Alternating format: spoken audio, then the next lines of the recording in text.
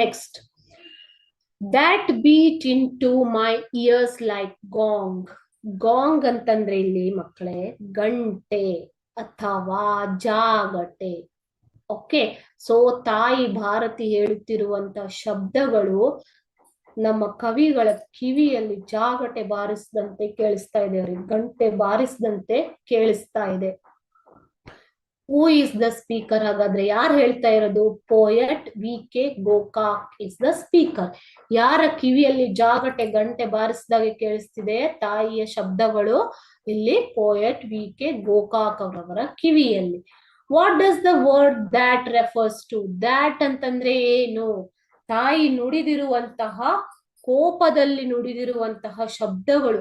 ಸಹಾಯಕರು ಮತ್ತು ಬಹಿಷ್ಕೃತರು, ಇಲ್ಲಿ ನಡೆಯುವಂತಹ ಹೋರಾಟಗಳು, ಸಾಮಾಜಿಕ ಅಶಾಂತಿ, ಈ ತರ ಶಬ್ದಗಳು ಅವರ ಕಿವಿಯಲ್ಲಿ ಗಂಟೆ ಬಾರಿಸಿದಾಗೆ ಕೇಳಿಸ್ತದೆ. ಇಂಡಿಗ್ನೆಂಟ್ ವರ್ಡ್ಸ್. ಇಂಡಿಗ್ನೆಂಟ್ ಅಂತಂದ್ರೇನು?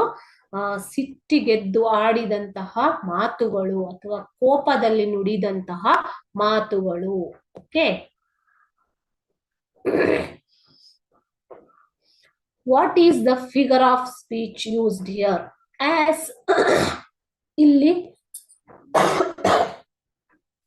that beat into my ears like gong.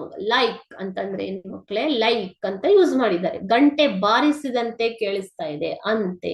So ಈ ತರ ಯೂಸ್ ಮಾಡಿರುವಂತ ಫಿಗರ್ ಆಫ್ ಸ್ಪೀಚ್ ನ ಏನಂತ ಕರೀತಾರೆ? ಸಿಮಿಲಿ. ಸಿಮಿಲಿಯಲ್ಲಿ ನೀವು ಆ ಮಾತುಗಳಿಗೆ ಏನು ಮಾನವನ ಗುಣಗಳನ್ನ ಕೊಟ್ಟು ಅವುಗಳನ್ನ ಲೈಕ್, ಆಸ್ ಅಂತ ವಿವರಣೆ ಮಾಡ್ತೀರಲ್ವಾ?